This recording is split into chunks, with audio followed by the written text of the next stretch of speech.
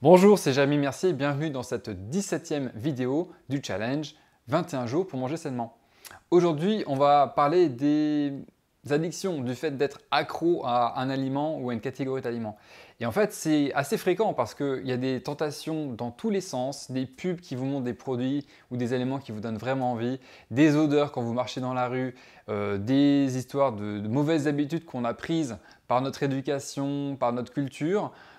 Et même, il y a même des prises de drogue alimentaire qui sont ritualisées. Je pense par exemple au dessert, à la pause café, à des goûters sucrés, etc. Donc il y a des espèces de création ou d'entretien d'addictions alimentaires qui sont relativement nouveaux. Quelque part, tout est fait pour que vous preniez des aliments qui ne correspondent pas vraiment aux besoins de votre corps. Bon, c'est comme ça. Bon, qu'est-ce qu'on fait à partir de ça? Moi, je vous propose le challenge suivant. C'est de tout d'abord commencer par repérer à quelle catégorie d'aliments vous pensez que vous êtes un peu accro. Ça peut être du chocolat, du sucre, du café.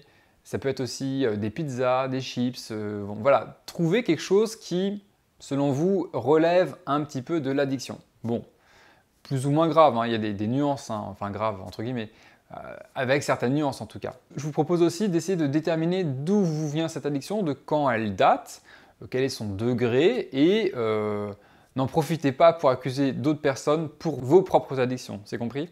Ensuite, vous allez faire l'expérience suivante. Vous allez donc cibler une catégorie ou un type d'aliment pour lequel vous pensez avoir une addiction et vous allez progressivement diminuer la prise de cet aliment jusqu'à l'éliminer et vous essayez de tenir pendant 3 jours sans aucun aliment de cette catégorie pour laquelle vous avez une addiction et c'est un aliment qui ne vous fait pas du bien. Je vous préviens, ne vous mettez pas trop la pression et ne faites pas ça pour plusieurs catégories d'aliments en même temps, ça ne sert à rien. Ça ne fera que générer des frustrations et ça rendra le challenge trop compliqué.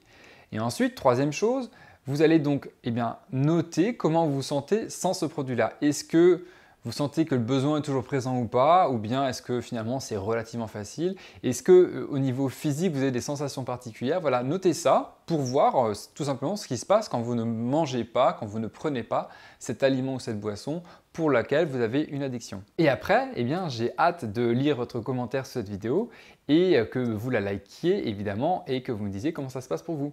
Et c'est vraiment en allant creuser un peu partout dans votre façon de vous alimenter que vous allez devenir le lobby de votre santé. À demain!